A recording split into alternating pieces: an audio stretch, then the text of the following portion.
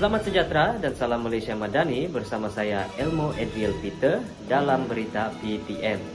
Hari ini kami membawakan laporan khas bertajuk Cabaran Penjawat Awam OKU.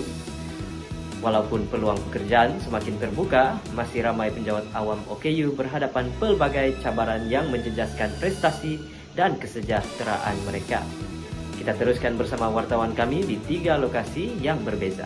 Baiklah, saya kini berada di sebuah pejabat kerajaan bersama dengan Cik Aina yang merupakan seorang penjawat awam orang kurang upaya penglihatan. Baiklah Cik Aina, boleh kongsikan cabaran yang Cik Aina hadapi apabila berada di tempat kerja?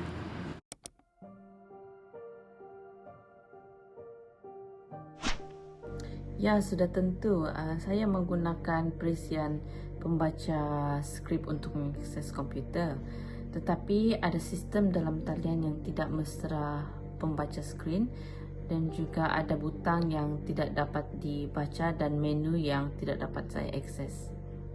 Apakah penambahbaikan yang Cik harapkan?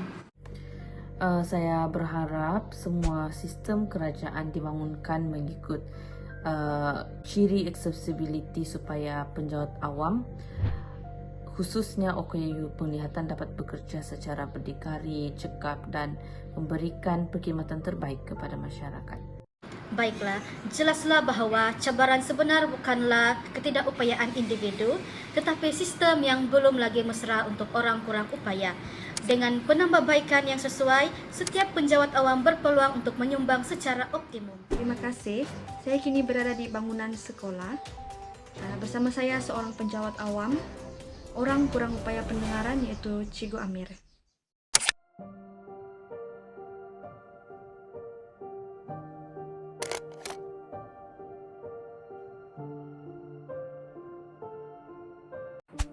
Cikgu, saya dah buat pengumuman perubahan jadual mesyuarat pagi tadi. Mengapa cikgu tidak hadir? Ya Puan, saya mohon maaf, saya tidak mendengar pengumuman sebentar tadi. Saya mengetahui ini pun selepas rakan memaklumkan kepada saya, Puan. Beginilah Puan, saya cuma memerlukan bantuan supaya saya senang untuk tahu maklumat tersebut. Contohnya, sekolah perlu menyediakan sistem komunikasi yang lebih inklusif seperti penggunaan mesej secara bertulis, jurubahasa isyarat atau program latihan kesedaran kepada warga sekolah yang mana terkesan seperti saya iaitu masalah pendengaran boleh diselesaikan dengan cara ini. Maaf cikgu, saya tak cakna tentang hal itu. Selepas ini, saya akan maklumkan apa-apa perubahan di grup rasmi Telegram supaya kita semua dapat maklumat yang sama. Okey cikgu? Situasi ini menunjukkan bahawa cabaran sebenar bukanlah ketidakupayaan guru tersebut, namun sistem komunikasi yang kurang inklusif. Dengan sedikit penyesuaian, guru orang kurang upaya pendengaran ini mampu memberikan perkhidmatan yang cemerlang kepada murid dan sekolah. Baiklah, saya kini berada di sebuah pejabat kerajaan. Bersama saya sebentar sahaja lagi adalah Puan Syasha, seorang penjawat awam merupakan OKU pembelajaran kategori disleksia. Sasha, semua pegawai sudah hantar laporan. Maaf Puan, sebenarnya saya mempunyai masalah disleksia. Jadi saya memerlukan sedikit masa tambahan untuk membaca dokumen dan menyemak dokumen supaya tidak maklumat yang tersilap. Cuma saya hanya memerlukan dokumen dalam format yang mudah dibaca dan juga arahan yang jelas. Terima kasih Sasha kerana menjelaskan.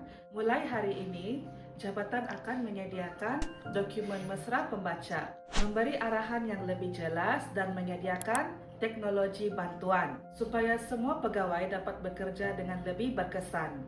Jelaslah bahawa cabaran yang dihadapi oleh penjawat awam OKU masalah pembelajaran bukanlah disebabkan kekurangan kebolehan semata-mata, tetapi disebabkan kurangnya penyesuaian di tempat kerja. Oleh itu, dengan adanya sokongan yang sesuai, sudah tentu mereka dapat menyumbang secara profesional sama seperti penjawat awam yang lain. Sekian sahaja laporan daripada saya.